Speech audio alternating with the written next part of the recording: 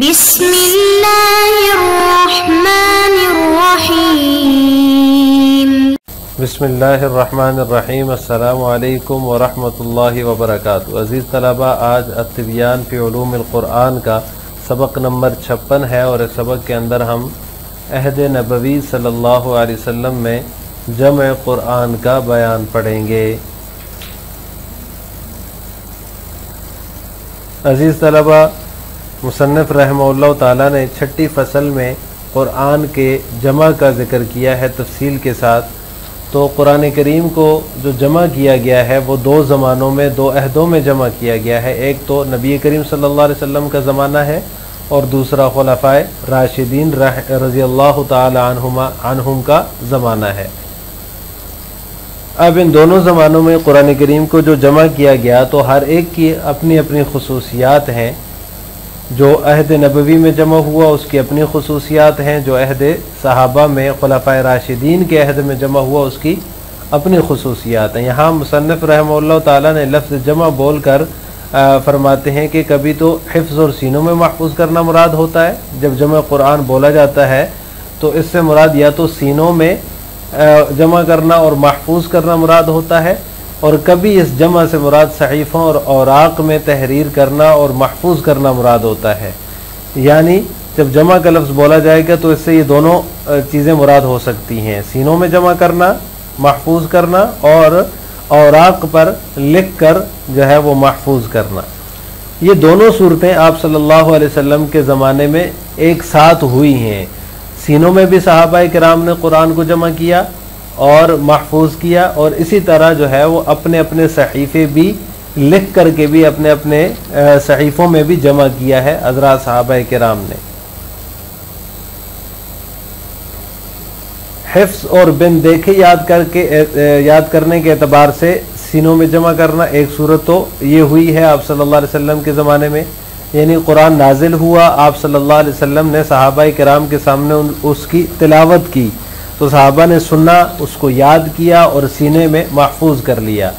اور دوسری صورت تحریر اور لکھائی کے طور پر سطور میں جمع کرنا جو ہے یہ مراد ہوتا ہے، اور صحابہ کرام نے یہ صورت بھی آپ صلی اللہ علیہ وسلم کے زمانے میں کی ہے۔ چنانچہ جو ہے وہ کئی صحابہ ایسے تھے جن کے پاس اپنے اپنے صحیفے تھے، جب کوئی آیت آپ صلی اللہ علیہ وسلم پر نازل ہوتی آپ صلی اللہ علیہ وسلم خود بھی اس کو لکھواتے تھے، اور صحابہ کرام اپنے اپنے صحیفوں میں بھی اس کو لکھ لیا کرتے تھے۔ کاتبین وحی جو ہیں حضرات صحابہ کرام، ان کا یہی کام تھا۔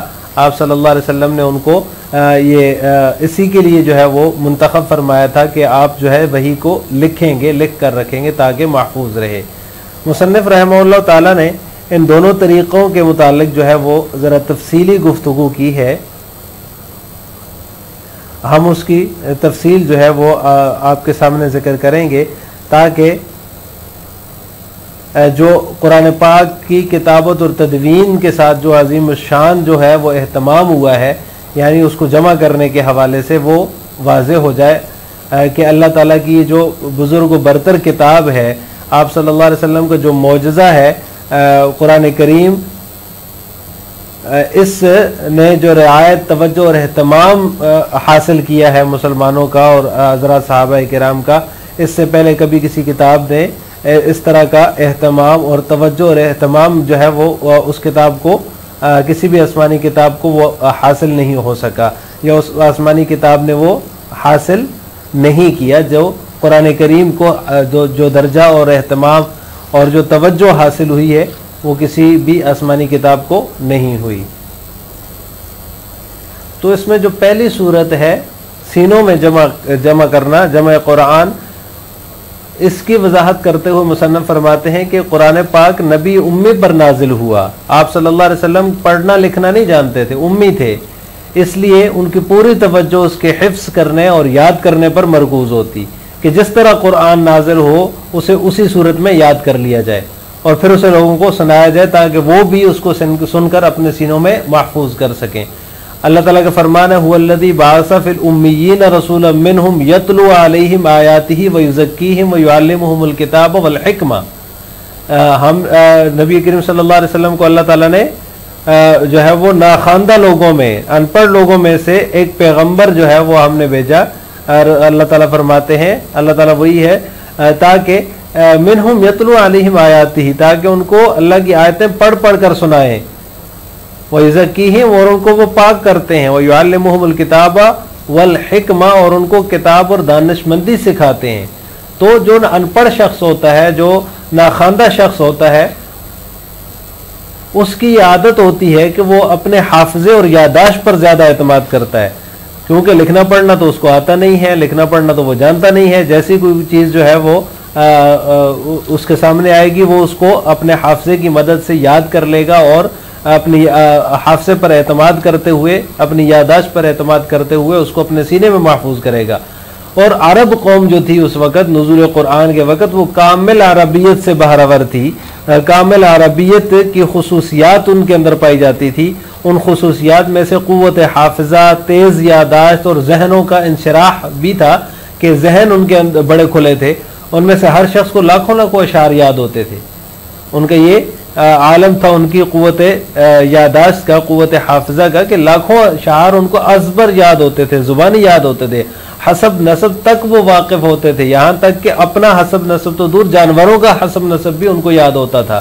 اتنا بہترین حافظہ تھا ان کا، اور پوری تاریخ کا علم ان کو ہوتا تھا۔ ان میں سے بہت ہی کم ایسے لوگ ہوں گے جن کو حسب نسب جو ہے وہ بیان نہ کر سکیں۔ ان کو تو پورے اشعار کے جو ہے وہ کیا کہتے ہیں، پورے کتابیں پوری گویا کہ یاد ہوتی تھی اشعار کی۔ معلقات عشر جو ہے، 7 معلقات کے نام سے ابھی بھی جو ہے وہ درس نظامی میں شامل ہے، اس میں 7 ہے، لیکن یہ معلقات عشرہ تھی، 10 معلقات اس کے اندر جو ہے وہ مشہور شعراء کا کلام تھا، یہ ان کو یاد ہوتا تھا، اور یہ انہوں نے لکھ کر کے کعبہ میں لگا رکھے تھے یہ اشعار جو ہے وہ 7 معلقات والے۔ اس میں سے جو ہے وہ 7 معلقات جو ہے وہ ابھی مشہور ہوئی، اور وہی منقول ہوتی چلی آئی، اور ابھی درس نظامی کے جو ہے وہ نصاب میں بھی شامل ہے۔ یہ اس زمانے کے زمانہ جاہلیت کے اشعار ہیں۔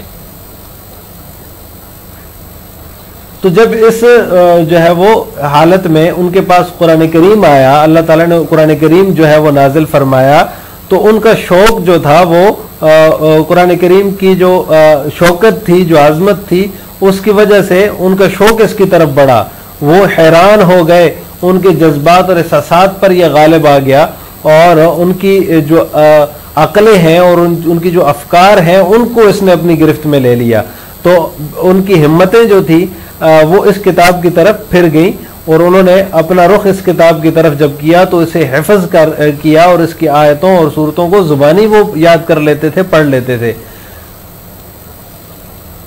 تو اس زمانے میں قرآن کریم نازل ہوئے جب ان کو اتنے جو ہے وہ تیز حافظے تھے، اتنی بہترین یادداشت تھی، تو انہوں نے جو ہے وہ اس زمانے میں جو ہے وہ اس پر عمل کرتے ہوئے، اپنے قوت حافظہ پر، اپنی یادداشت پر اعتماد کرتے ہوئے قرآن کریم کو جمع کیا، سینوں کے اندر یاد کیا اور سینوں میں جمع کیا۔ الفصل السادس جمع القرآن الکریم، جمع القرآن فی عہد النبوہ، جمع القرآن الکریم فی عہدین، عہد النبوۃ وعہد الخلفاء الراشدین، وقد کان لکل جمع خصائصہ ومزایاہ، وکلمۃ جمع تطلق احیانا ویراد منها الحفظ والاستظہار فی صدور الرجال، وتطلق تارة ويراد منها الكتابة والتسجيل في الصحائف والأوراق. وقد كان لجمع القرآن في عصر النبوة الأمران معا، أولا الجمع في الصدور عن طريق الحفظ والاستظهار، ثانيا الجمع في السطور عن طريق الكتابة والنقش. وسنتحدث عن كلا الجمعين بشيء من التفصيل ليتبين لنا العناية الفائقة بالقرآن العظيم وكتابته وتدوينه مما لم يسبق لكتاب سماوي أن نال من الرعاية والعناية والاهتمام كما ناله القرآن الكريم كتاب الله المجيد ومعجزة محمد الخالدة.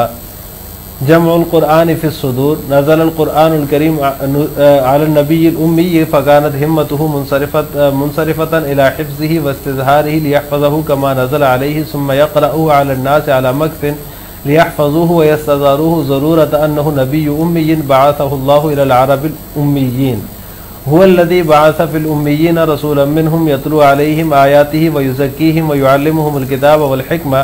ومن شأن الأمي في العادة أن يعتمد على حافظته وذاكرته لأنه لا يقرأ ولا يكتب. ولقد كانت الأمة العربية على عهد نزول القرآن تتمتع بخصائص العروبة الكاملة التي فيها قوة الذاكرة وسرعة الحفظ وسيلان الأذهان، وكان العربي يحفظ مئات الآلاف من الأشعار ويعرف الأحساب والأنساب فيستظهرها عن ظهر قلب ويعرف التواريخ، وقل أن تجد منهم من لا يعد لك الحسب والنسب أو من لا يحفظ المعلقات العشر على كثرة أشعارها وصعوبة حفظها. ثم جاءهم القرآن الكريم فباهرهم بقوة بيانه وروعة أحكامه وجلال سلطانه، فأخذ عليهم مشاعرهم واستحفظ على عقولهم وأفكارهم حتى صرف هممهم إلى الكتاب المجيد، فيمموا وجوههم نحو يحفظونه ويظهرون آياته وسوره، وتركوا الشعر لأنهم وجدوا في القرآن روح الحیات.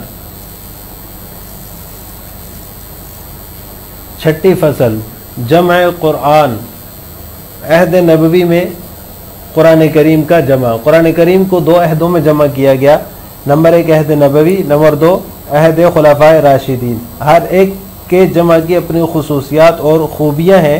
لفظ جمع کو ذکر کر کے کبھی تو حفظ اور لوگوں کے سینوں میں محفوظ کرنا مراد لیا جاتا ہے، اور کبھی اس کو بول کر صحیفوں اور اوراق میں تحریر اور محفوظ کرنا مراد ہوتا ہے. عصر نبوت میں آپ صلی اللہ علیہ وسلم کے زمانے میں جمع قرآن کے لیے یہ دونوں صورتیں جو ہے وہ ساتھ ساتھ ہوئیں. نمبر 1 حفظ اور بن دیکھے یاد کرنے کے اعتبار سے سینوں میں محفوظ کرنا، جمع کرنا. نمبر 2 تحریر اور لکھائی کے طور پر سطور میں جمع کرنا.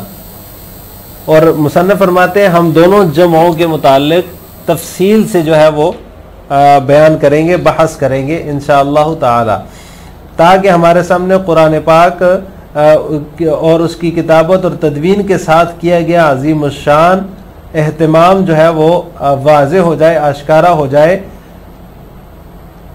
کہ اللہ کی بزرگ و برتر کتاب اور محمد صلی اللہ علیہ وسلم کے ابدی معجزہ قرآن کریم نے جو رعایت، توجہ اور اہتمام کا حصہ پایا ہے، اس سے پہلے کسی بھی آسمانی کتاب نے نہیں پایا.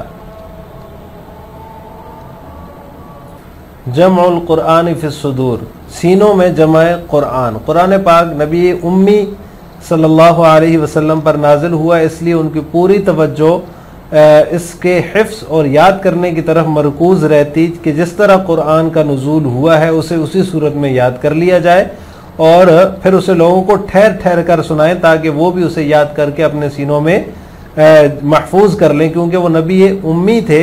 اللہ تعالیٰ نے ان کو ان پڑھ اور جاہل لوگوں کی طرف مبعوث فرمایا تھا.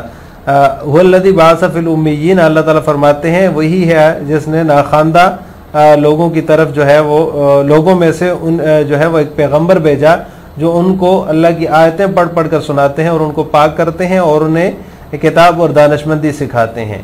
اور من شأن الامی فی العادہ، اور ناخواندہ شخص کی عام طور پر یہ عادت ہوتی ہے کہ وہ اپنے حافظے اور اپنی یادداشت پر اعتماد کرتا ہے کیونکہ وہ لکھنا پڑھنا نہیں جانتا. اور عرب قوم نزول قرآن کے دور میں کامل عربیت کی خصوصیات سے بہرور تھی. ان خصوصیات میں سے جو ہے وہ قوت حافظہ اور تیز یادداشت، وسیلان الاذہان اور ذہنوں کا انشراح بھی تھا. اور ان میں سے ہر شخص جو ہے وہ لاکھوں اشعار اس کو ازبر یاد ہوتے، حسب نسب سے وہ واقف ہوتا اور حسب نسب کو پورا زبانی پڑھ کر سنا دیتا.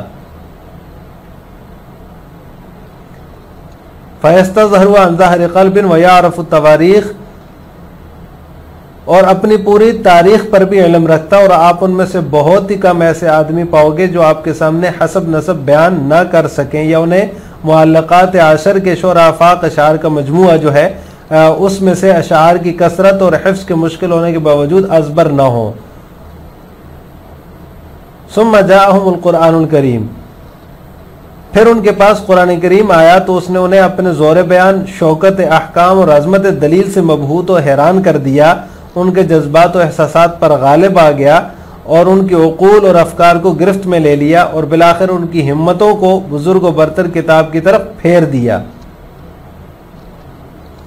فَيَمَّمُوا وُجُوهَهُمْ نَحْوَهُ، تو انہوں نے بھی اپنا رخ توجہ اس کتاب کی طرف موڑ دیا اسے حفظ کرتے اور اس کی آیتوں اور صورتوں کو زبانی پڑھتے، جبکہ اشعار کو انہوں نے پس پش ڈال دیا کیونکہ انہوں نے قرآن میں زندگی کی روح کو پا لیا تھا۔ فوجدوا فی القرآن روح الحیات، انہوں نے قرآن میں زندگی کی روح کو پا لیا۔ لہٰذا آج کے سبق کا خلاصہ یہ ہوا کہ ہم نے عہد نبوی صلی اللہ علیہ وسلم میں جمع قرآن کے بارے میں تفصیل پڑھی ہے۔ آخر میں آپ سے دو سوال ہیں۔ نمبر 1، عہد نبوی صلی اللہ علیہ وسلم میں جمع قرآن کے کتنے طریقے تھے؟ نمبر 2، سینوں میں جمع قرآن کے بارے میں آپ کیا جانتے ہیں؟ ان دونوں سوالوں کا جواب آپ نے کمنٹ باکس میں دینا ہے۔ السلام علیکم ورحمۃ اللہ وبرکاتہ۔